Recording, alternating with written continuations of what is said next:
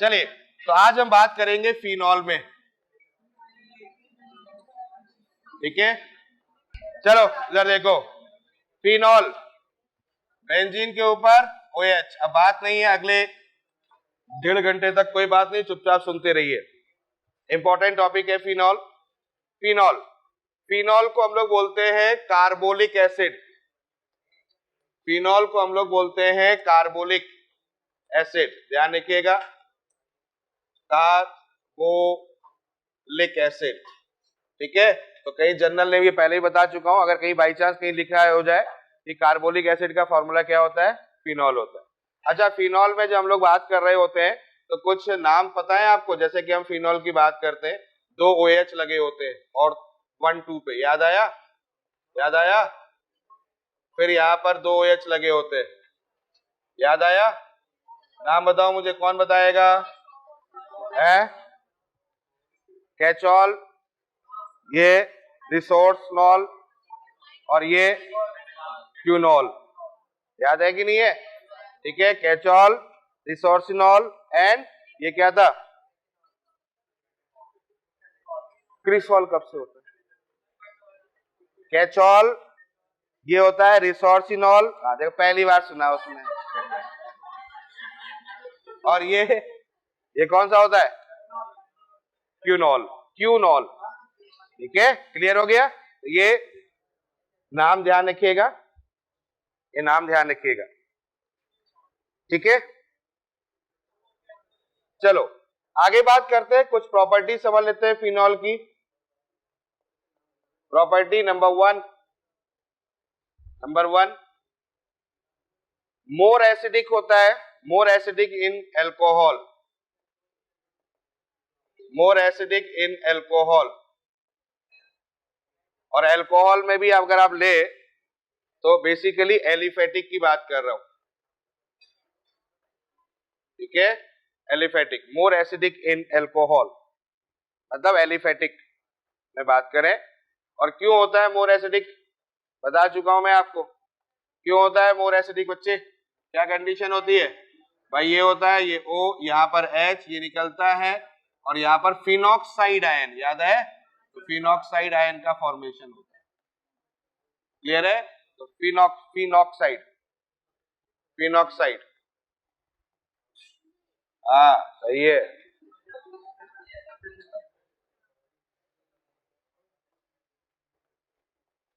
ठीक है, phenoxide ion का फॉर्मेशन होता है, इसलिए ये कंडीशन होती है।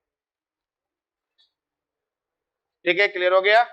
तो ये कंडीशन होती है। चलो नंबर सेकेंड, ये पॉइजनस होता है, जहरीला।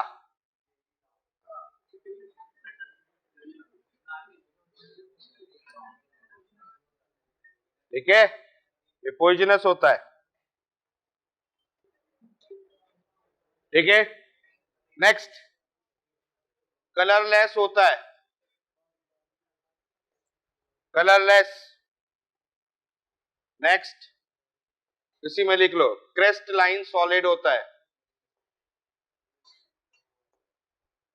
क्रिस्टलाइन सॉलिड होता है, क्रिस्टलाइन सॉलिड होता है। कलरलेस होता है, क्रिस्टलाइन सॉलिड होता है। नेक्स्ट, सॉल्युबल होता है इन वाटर। और क्यों होता है वाटर में सॉल्युबल? हाइड्रोजन बॉन्डिंग के कारण से।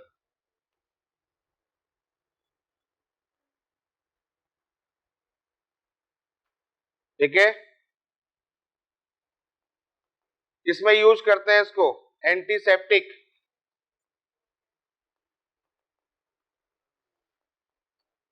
एंटीसेप्टिक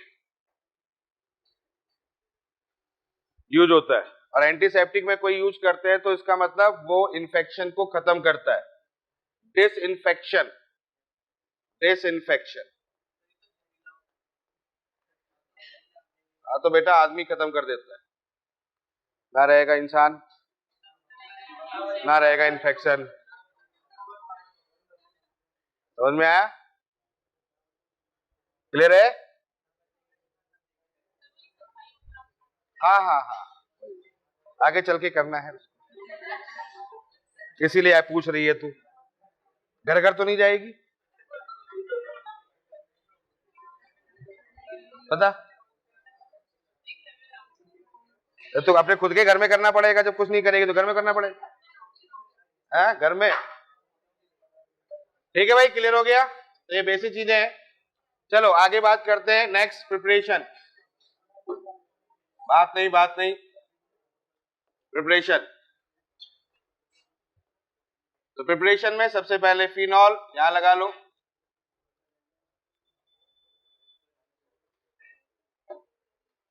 प्रिपरेशन में तो फर्स्ट बेंजीन में SO3H, एक्वस NaOH,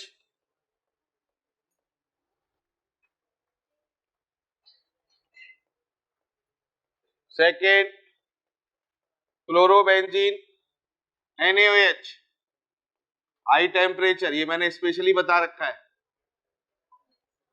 ठीक है, बताया था। इस प्रोसेस को बोलते हैं डाउ प्रोसेस, डाउ। फिफ्थ बात नहीं, ये MGBR है, ठीक है, MGBR ग्रिग्नार्ड एजेंट वाला है। करोगे तो ओके जा तो OMGBR हो जाएगा। देखो अगर ये रिएक्शन आ रही है समझ में, देखो इधर देख लो, ऑक्सीजन ले लो या O2 ले लो, OMGBR हो जाएगा। और OMGBR होगा तो हाइड्रोलिसिस हो जाएगी, हाइड्रोलिसिस हो जाएगी तो यहाँ क्या होगा, इधर क्या होगा बच्चों, H, इधर क्या हो जाएगा, सॉरी इधर OH और इधर,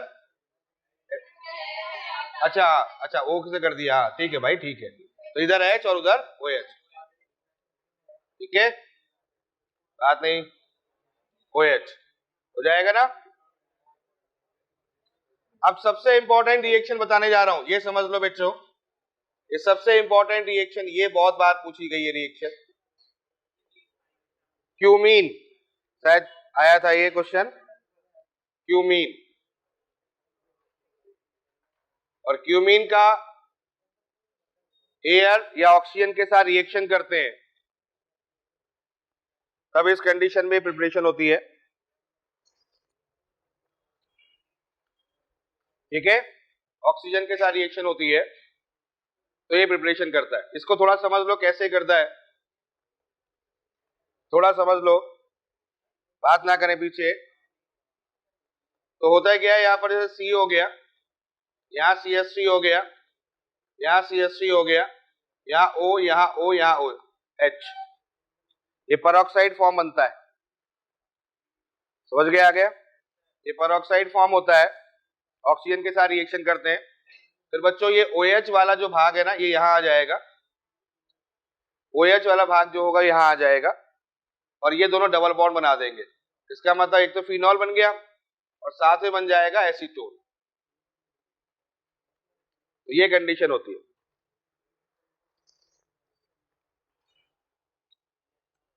ठीक है, तो सिंपल है। बाकी और रिएक्शंस तो आपको पता ही है। तो प्रिपरेशन के तरीका हो गया,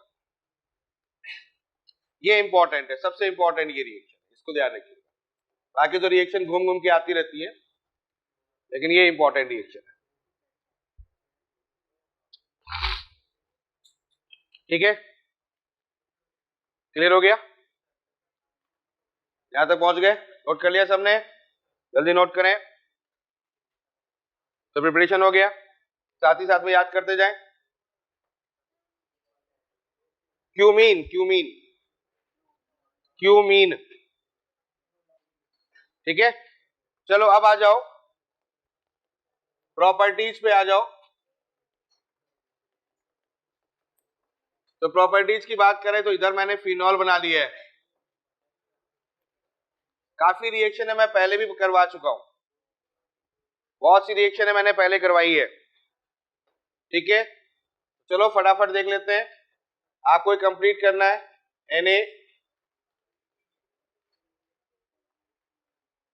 NaOH,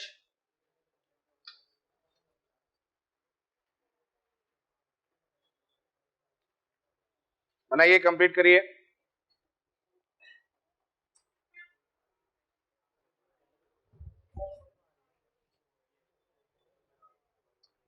चलिए देखते हैं रिएक्शंस को। देखो सबसे पहले यहाँ पर आपको पता ही है एसिडिक हाइड्रोजन है, ये रिमूव होगा, ये ONA लगेगा, सोडियम फिनॉक्साइड, वही कंडीशन यहाँ भी होगी, ONO, यहाँ क्या होगा Cl लग जाएगा, यहाँ क्या होगा सिर्फ बेंजीन रिडक्शन करेगा, समझ रहे ना, यहाँ रिडक्शन होगा, बेंजीन बन जाएगी, अमोनिया के साथ वर्क करोगे NH2 हो जाएगा, ऐसे लिख दे रहा हूं CCH5NH2, समझ गए होगे, ये बन जाएगा। चलो CH3COCl है, यहां से HCl निकाल लो, HCl निकाल लोगे तो क्या बन जाएगा एस्टर बन जाएगा। अरे समझ रहे हो बच्चों, यहाँ Cl निकालो, यहाँ से H, रिएक्शन सॉल्व करना स्टार्ट करो, OCOCH3, ये एस्टर हो गया, हो जाएगा ना, एस्टर हो गया। यहाँ पर वही है CCH5COCl है, यहाँ पर भी क्या होगा C6H5CO, बताओ ये हो गया, फिर O, फिर वहीं पर वहां क्या होगा OC6 हो जाएगा, ये भी एस्टर बन जाएगा। Br2CCl4 याद करो, रिएक्शन करवा चुका हूं मैंने वहां पर स्पेशली बताया था, ऑर्थो एंड पैरा प्रोडक्ट बनेगा, यहाँ पर OH Br, याद आया, लेस रिएक्टिव OH Br, पीछे बात मत करो भाई, पीछे बात मत, ठीक है, क्वेश्चन सॉल्व करो। वाटर के साथ रिएक्शन बहुत तेजी से होती थी, याद आ गया होगा, कॉन्सेप्ट बताया था मैंने, तो यहाँ पर तीनों पर लग जाएगा, यहाँ भी Br, यहाँ भी Br, यहाँ भी Br, क्लियर है।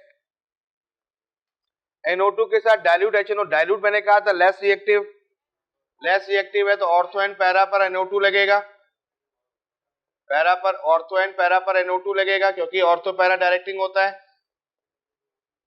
ये हो गया, ऑर्थो पैरा डायरेक्टिंग होता है, याद आ रही रिएक्शन है। यहां पर क्या होगा, बहुत तेजी से रिएक्शन होगी, कंसंट्रेट HNO3 के साथ रिएक्शन करता है, तो क्या हो जाएगा यहाँ पर पिक्रिक एसिड, या NO2, या NO2, या NO2,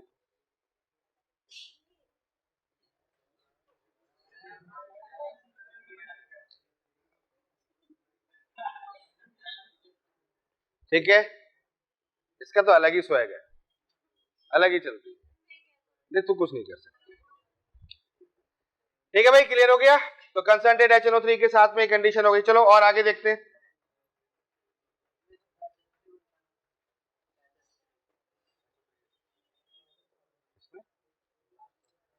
ये वाले में वो H2SO4, ये तो नाइट्रेशन की बात होती है, तो HSO4 माइनस निकलेगा ना इसमें, तो पता नहीं कौन सी रिएक्शन बता रहा है मुझे, तो सल्फोनेशन अलग चीज हो गई, ये तो नाइट्रेशन है, ये नाइट्रेशन है बेटा, नाइट्रेशन के साथ H2SO4 डाला जाता है, हाँ, केवल H2SO4 दिया होगा तो सल्फोनेशन, HNO3 के साथ H2SO4 नाइट्रेशन, ठीक है।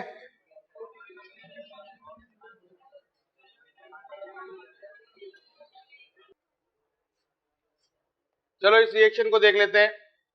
कंसंट्रेट H2SO4 के साथ रिएक्शन करता है तो टेम्परेचर डिपेंडेंट होता है, और टेम्परेचर डिपेंडेंट में दो कंडीशन होती हैं, एक होता है 25 डिग्री सेंटीग्रेड, एक होता है 100 डिग्री सेंटीग्रेड। 25 डिग्री सेंटीग्रेड पर क्या होता है, यहाँ पर OH SO3H बनता है, ऑर्थो बनता है, और यहाँ पर ये बनता है पैरा, ठीक है, तो ये रिएक्शन स्पेसिफिक रिएक्शन है, OH SO3H ऑर्थो बनेगा, 25 लो टेम्परेचर पर ऑर्थो मेजर होता है और हाई टेम्परेचर पर पैरा मेजर होता है। अब यहाँ CH3Cl ले लेंगे, समझ में आ गया होगा, CH3 इलेक्ट्रोफाइल की तरह रिएक्शन करेगा, याद आ गई बात समझ में, क्लियर है, तो क्या बनाएगा ऑर्थो एंड पैरा बना देगा, यहाँ पर OH CH3 और यहाँ पर पैरा CH3, ऑर्थो पैरा में से कोई एक, ये बहुत इंपॉर्टेंट है, FeCl3, FeCl3 एक्चुअली में क्या होता है, FeCl3 से फिनोल का टेस्ट होता है। FeCl3 के साथ में रिएक्शंस करके हम आइडेंटिफाई कर लेते हैं कि वो फिनोल है कि नहीं है, क्योंकि फिनोल के साथ में जब C6H5OH हम FeCl3 के साथ यूज करते हैं तो बनता है C6H5O का होल 3Fe। ये कॉम्प्लेक्स फॉर्म होता है और यहां पर जो कलर आता है दैट इज द वॉयलेट।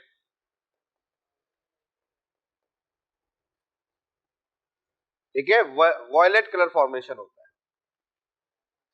तो वॉयलेट कलर होने से हमें पहचान जाते हैं कि फिनॉल है। देखो, एक नॉर्मल अल्कोहल और एक फिनॉल में आइडेंटिफाई करना है, या एलिफेटिक अल्कोहल एरोमेटिक अल्कोहल में आइडेंटिफाई करना है, तो ये फिनॉल की प्रिपरेशन हो गई, फिनॉल का आइडेंटिफिकेशन हो गया, यानी फिनॉल आइडेंटिफाई हो जाएगा। लेकिन अगर एलिफेटिक अल्कोहल लोगे तो फिर ये नहीं होगा। आ रही बात समझ में? इसलिए इंपॉर्टेंट है, तो ये पूछा जा सकता है कि फिनॉल को पता करने के लिए कौन सा टेस्ट यूज किया जाता है, FeCl3, इसलिए इंपॉर्टेंट। ठीक है बच्चों, क्लियर हो गया? ये बात समझ में आ गई है, तो ये इंपॉर्टेंट चीज है। एक और चीज इसके साथ जोड़ देता हूं, ऑक्सीडेशन। फिनॉल का ऑक्सीडेशन करते हैं तो क्या बनता है? फिनॉल का ऑक्सीडेशन करते हैं तो ये बनता है बेंजोक्विनोन। क्विनोन, ठीक है, क्विनोन। ये भी बहुत इंपॉर्टेंट रिएक्शन है। तो दो तीन इंपॉर्टेंट रिएक्शन है, ध्यान रखिएगा। तो बेंजोक्विनोन बोलते हैं, क्विनोन, ठीक है, इसको ध्यान रखिएगा। तो ये ऑक्सीडेशन अगर हम करते हैं तो ये क्विनोन बनाता है। ये दो रिएक्शनें पहले भी आ चुकी हैं, ये दो रिएक्शनें पहले भी आ चुकी हैं। इलेक्ट्रोफिलिक सब्स्टिट्यूशन रिएक्शन में रिएक्शनें आई थी, Gattermann aldehyde reaction, HCl HCN के साथ रिएक्शन, याद करो थोड़ा सा, नेमिंग रिएक्शन है। फिनॉल के साथ रिएक्शन होती है, क्या बनेगा? CHO बनेगा, CHO लग जाता है, याद आया? तो इसका मतलब फिनॉल के ऊपर यानी OH और यहां पर बन जाएगा CHO, सैलिसल्डिहाइड, याद आया? रिएक्शन ध्यान रखना है, बहुत अच्छी रिएक्शन है। HCN और HCl के साथ में, बहुत अच्छी रिएक्शन है HCN और HCl के साथ में, क्लियर? इस कंडीशन में CHO बनेगा। नाम ध्यान रखिएगा, गेटरमैन एल्डिहाइड रिएक्शन, पहले पढ़ा चुका हूं मैं। इलेक्ट्रोफाइल अटैक कर रहा था ऑर्थो एंड पैरा पर, याद आया कि नहीं है? इसमें इलेक्ट्रोफाइल कौन अटैक करता है, ये भी मैंने सिखाया था। HCl HCN के साथ मिल जाता है, याद है? HCl प्लस HCN, ठीक है, यही कंडीशन थी। अपन इसमें क्या करते थे, इस बॉन्ड को तोड़ते थे, पॉजिटिव टू नेगेटिव, यहाँ प्लस और यहाँ माइनस जुड़ जाएगा, यहाँ पर यहाँ जाएगा प्लस और यहाँ हो जाएगा NH, यानी CH, ये Cl डबल बॉन्ड NH, याद आया? ये कंडीशन याद आ गई। फिर AlCl3 के साथ में वर्क करते थे और AlCl3 वर्क करने में ये इलेक्ट्रोफाइल बन जाता था CH double bond NH plus. ये इलेक्ट्रोफाइल कहाँ अटैक करेगा? बेंजीन के साथ, कर गया बेंजीन पे, और इलेक्ट्रोफाइल अटैक करेगा तो OH क्या होता है? प्लस M नेचर होता है, तो ऑर्थो एंड पैरा पर अटैक करेगा, याद आया कि नहीं है? और ऑर्थो एंड पैरा पर अटैक करेगा तो बेंजीन के ऊपर जब OH अटैक करेगा तो ऑर्थो पर क्या बन जाएगा? CH double bond NH। और अब क्या कर दो? हाइड्रोलिसिस, याद आया?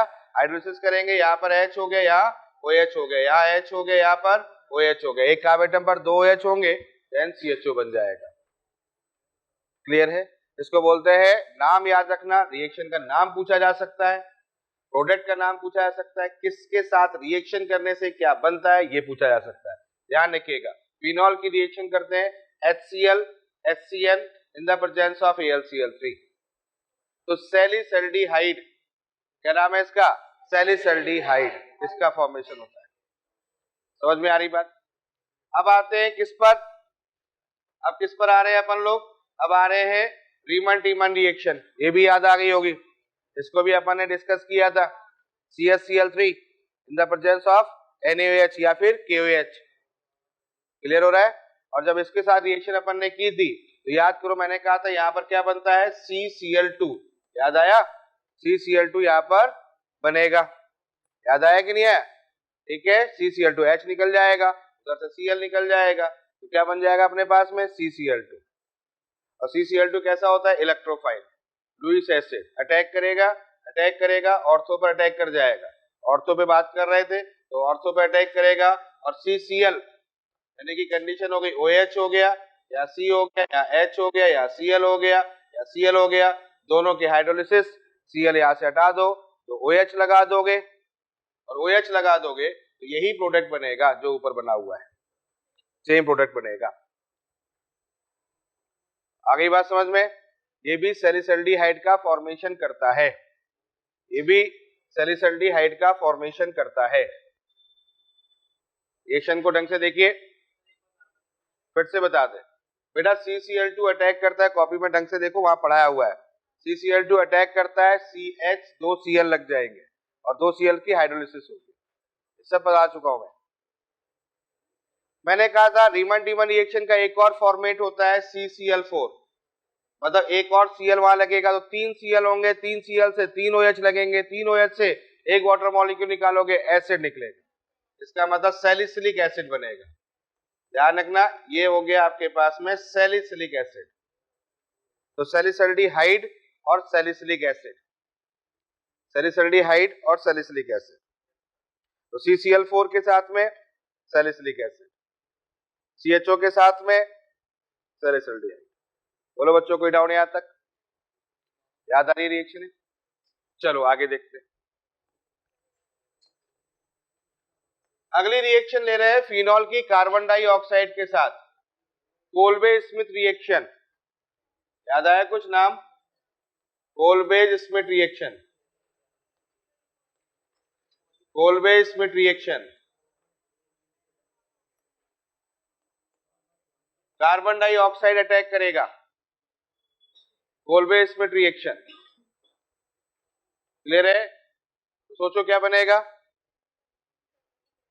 सैलिसिलिक एसिड बनेगा, इसके साथ रिएक्शन करेगा, रिएक्शन होगी, 2 ऑक्सीजन है, जाकर चुपचाप जोड़ देना उसको, पता भी नहीं चलना चाहिए, ये देखो सैलिसिलिक एसिड। नेमिंग रिएक्शन बहुत ढंग से देखना है, बहुत इंपॉर्टेंट है naming reaction, that is the salicylic acid, Kolbe Smith reaction, ठीक है, Kolbe Smith reaction, COLBE, Kolbe Smith reaction, आ गया समझ में?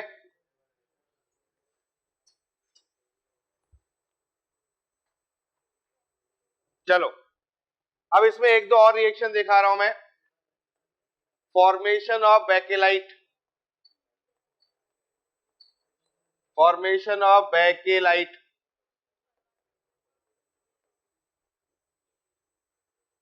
बेकेलाइट जानते होंगे, इलेक्ट्रिक स्विच बनते हैं, तो फॉर्मेशन ऑफ बेकेलाइट बड़ा इंपॉर्टेंट है। तो फिनॉल की रिएक्शन की जाती है, देखो बच्चों फिनॉल की रिएक्शन करते हैं SCHO से, पॉलीमर होता है ये, N molecule of the phenol with N molecule of the formaldehyde, क्या बनेगा, बेकेलाइट।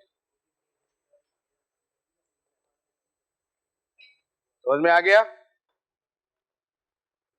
चलते रहे साथ में, तो बेकेलाइट का फॉर्मेशन होता है, तो फिनॉल और SCHO, क्लियर? अब बेकेलाइट कैसे बनता है, चलो दिखाता हूं मैं आपको, देखो बेकेलाइट कैसे बनता है। देखो क्या करो, एक फिनॉल को ऐसे बना लो, एक फिनॉल को जस्ट उल्टा बना लो,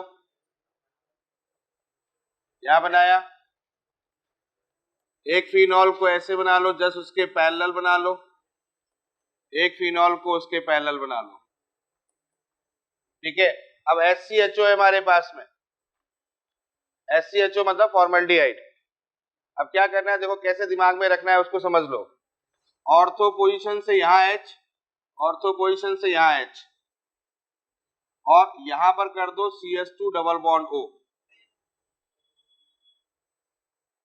और जब इसको आप करोगे तो आपके दिमाग में बात बैठ जाएगी कि यहां से वाटर मॉलिक्यूल निकालना है, तो बीच में CH2 आ जाएगा, दो रिंग के बीच में CH2 आ जाएगा। जैसा आपने यहां सोचा है वैसा ही यहां पर सोचना है, CH2 डबल बॉन्ड हो।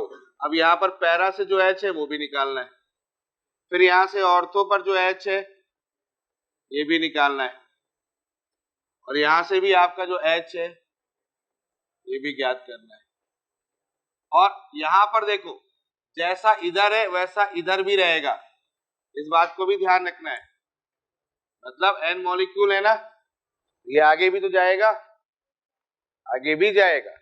अब इस कंडीशन को अगर देखो तो बेसिकली यहां से देखो ये वाटर निकला, यहां से वाटर निकला, यहां से वाटर निकला, देन इधर तो आप समझ ही गए होंगे। तो पूरा इस तरीके से फॉर्मेशन हो जाएगा, बीच में CH2 आ जाएगा,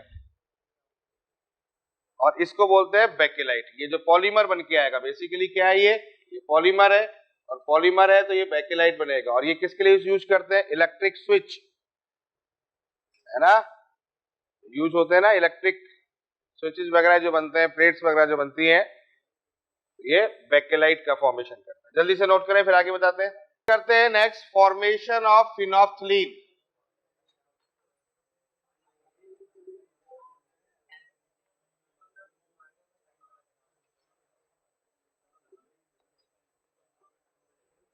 formation of phenolphthalein, phenolphthalein, formation of फिनोल्फ्थलीन।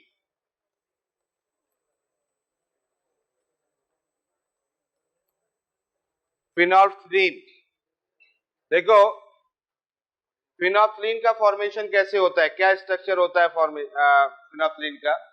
हमें तो केवल ये पता करना है कि फिनोल्फ्थलीन बनती है, कैसे बनती है, तो उसका एक तरीका बताता हूं मैं आपको। अब एक काम करो, थैलिक एनहाइड्राइड, थैलिक एनहाइड्राइड के बारे में थोड़ा सा आपको आइडिया हो, ये होता है phthalic anhydride. Phthalic anhydride, phthalic phthalic है ना, थैलिक एनहाइड्राइड, ये थैलिक एनहाइड्राइड है, साथ में चलते रहो। और थैलिक एनहाइड्राइड के साथ में हम लोग फिनॉल की रिएक्शन करते हैं, दो मॉलिक्यूल लेते हैं बच्चों, दो मॉलिक्यूल लेते हैं, और इसका पैरा और इसका पैरा हाइड्रोजन निकाल लो, दोनों के पैरा हाइड्रोजन निकाल लो, अलग लो आपस में, दो डंडा वंडा ईटा वीटा सरिया लोहा रॉड, कर देखो सब तैयार बैठे हैं बेटा, कुछ तो करो, सब तैयार बैठे हुए हैं, मौका तो दो एक बार। वाटर निकलेगा यहां से, और यहां से जो बनेगा वो फिनोल्फ्थलीन बन जाएगा। तो जल्दी बनाए, रिएक्शन इंपॉर्टेंट है। थैलिक, थैलिक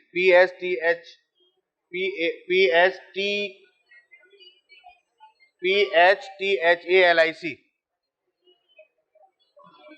अच्छा हाँ यार सही है, PT। अरे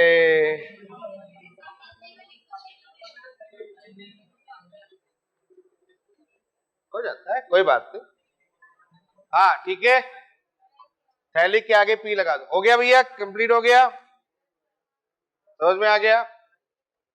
अच्छा इसमें अभी मैंने एक चीज बताई थी, एक चीज बताई, थोड़ा फिर से बता देता हूं। एक इंपॉर्टेंट चीज थोड़ा सा और देख लो, यहां पर फिनॉल का ऑक्सीडेशन बताया था मैंने, है ना, ऑक्सीडेशन बताया था। तो यहां पर मैंने कहा था पैरा बेंजोक्विनोन बनता है, क्लियर है। ये ऑक्सीडेशन होता है CrO2 Cl2 में, CrO2 Cl2, ठीक है, CrO2 Cl2। क्रोमिल क्लोराइड की प्रेजेंस में ऑक्सीडेशन होता है, वहां पर लिखना चाहो वहां लिख लो, अलग से लिखना चाहो अलग से लिख लो। और यहां पर होता है K2Cr2O7 भी, सही है, वो भी यूज होता है। K2H2O8 तेरे दिमाग में है।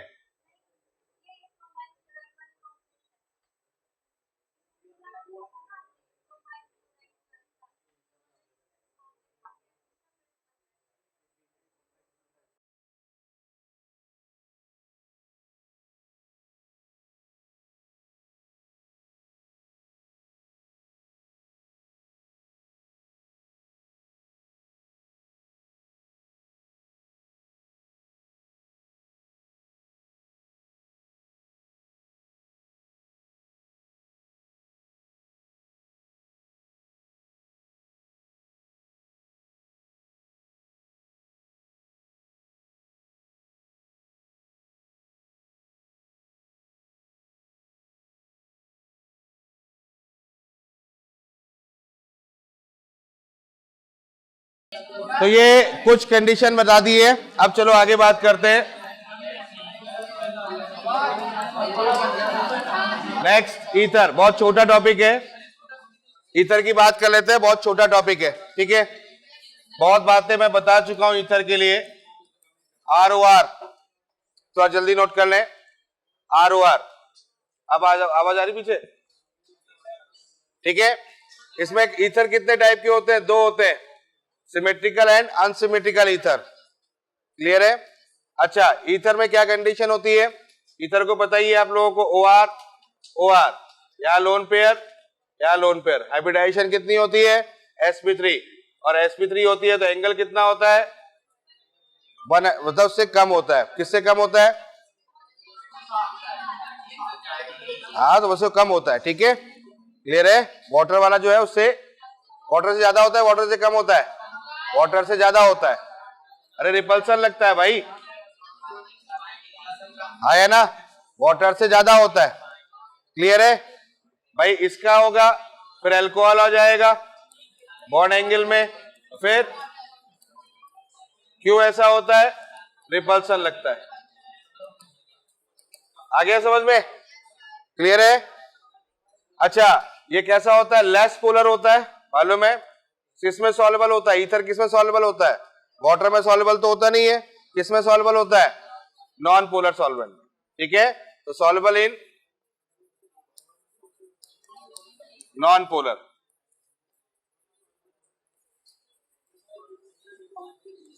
क्लियर है? Soluble in non polar solvent. अरे भाई क्लियर हो गया? चलो प्रिपरेशन की बात करते हैं। तो बच्चों ये क्या है? प्रिपरेशन है। किसकी प्रिपरेशन है? हमने बता दी है, ईथर की। बहुत ज्यादा रिएक्शन नहीं है ईथर में, बहुत छोटा पॉइंट है, जल्दी जल्दी नोट करें। देखो पहली रिएक्शन मैंने बता दी है, विलियमसन सिंथेसिस, याद आ गया होगा। इसके बारे में मैंने आपसे बोला भी था, समझाया भी था कि प्राइमरी कौन होना चाहिए, टर्सरी कौन होना चाहिए। जहां पर मैंने कहा था ये प्राइमरी एंड सेकेंडरी होगा, और ये कैसा हो जाएगा? टर्सरी हो जाएगा। याद आया? एक तो ये कंडीशन थी। RX प्लस Ag2O, याद आ गया होगा। दो कंडीशन थी, एक मॉइस्ट Ag2O और एक ड्राई Ag2O। याद आया? ड्राई और मॉइस्ट में क्या कंडीशन थी? RX plus Ag2O plus RX, यानी कि XR। याद आया? यहां से इसको निकाल लो आप, ये Ag वाले को निकाल लो, ROR बनेगा। और अगर मॉइस्ट होगा तो फिर अल्कोहल बन जाएगा, क्योंकि हाइड्रोलिसिस हो जाएगी। समझ में आ गया? अल्कोहल बन जाएगा, हाइड्रोलिसिस हो जाएगी।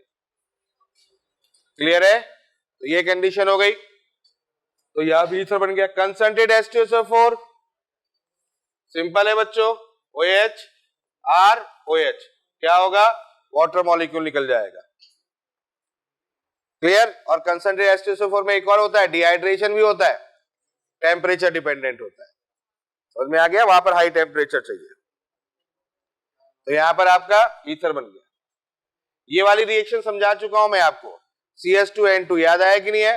नाइट्रोजन हट जाएगा, CH2 लग जाएगा, ROCH3 प्लस क्या हो गया? ठीक है? क्लियर हो गया?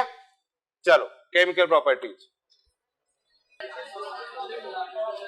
चलो देखो रिएक्शन, देखो फटाफट रिएक्शन देखो।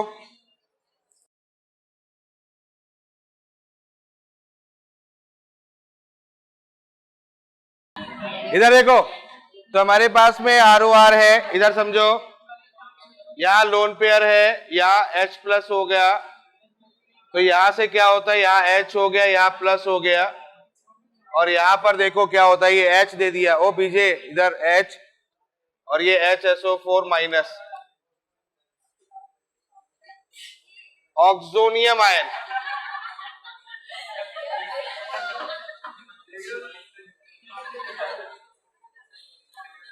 तो दुखी हो गया यार,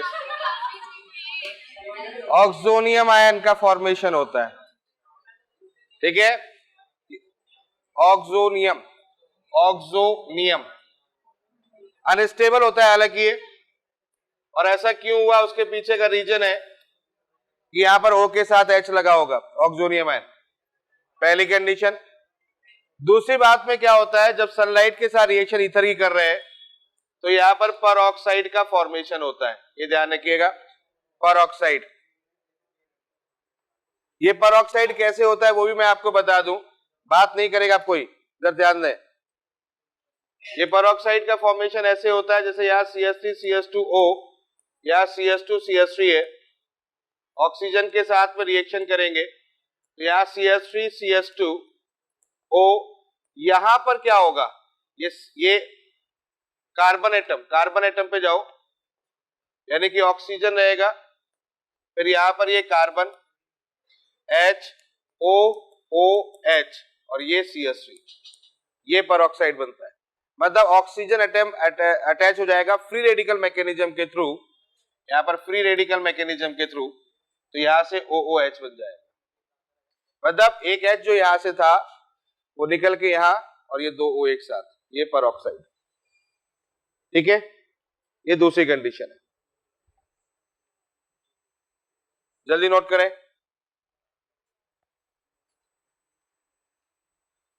PCl5 के साथ ROR की रिएक्शन करेंगे, ऐसे तोड़ दो बीच से, यहां Cl, यहां Cl, यहां PCl3, ऐसे तोड़ दो तो 2RCl हो जाएगा प्लस POCl3 हो जाएगा, ये थर्ड रिएक्शन है, थर्ड रिएक्शन, ठीक है, क्लियर हो गया।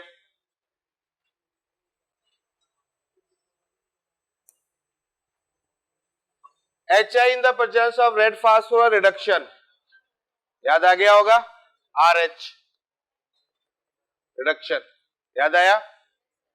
और HI के साथ रिएक्शन मैंने डिटेल में समझाई हुई है, आई लगेगा, क्लियर। अगर मैं इसको एक्सिस ले लेता हूं क्या बनेगा, RI plus H2 plus R dash I, दोनों जगह पे I लग जाएगा, ये रिएक्शन होगी, समझ गए ना। तो बहुत ज्यादा इंपॉर्टेंट नहीं है, मतलब बहुत ज्यादा रिएक्शन नहीं है, बट कॉन्सेप्ट क्लियर है, इंपॉर्टेंट। अब कुछ एक दो बातें एक्स्ट्रा एनसीईआरटी से रिलेटेड, देखिए ये कुछ रिएक्शन इंपॉर्टेंट है।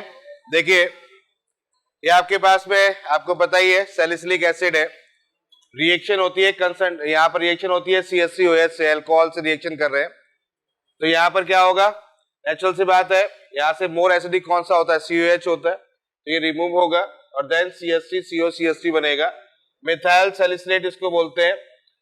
और इसकी जो स्मेल होती है ऑयल की तरह होती है, और जिस ऑयल को एक नाम दिया जाता है ऑयल ऑफ विंटरग्रीन, ठीक है, ये वर्ड है इसके लिए। इसी तरह से अगर हम फिनॉल के साथ रिएक्शन करें तो फिनॉल के साथ भी रिएक्शन हो जाती है, वही H यहां से निकाल दो, फिनाइल सैलिसिलेट बनता है, इसको सैलोल बोलते हैं, और ये बेसिकली एंटीसेप्टिक के लिए यूज करते हैं। तो ये कुछ पॉइंट है जो जनरली याद रखें।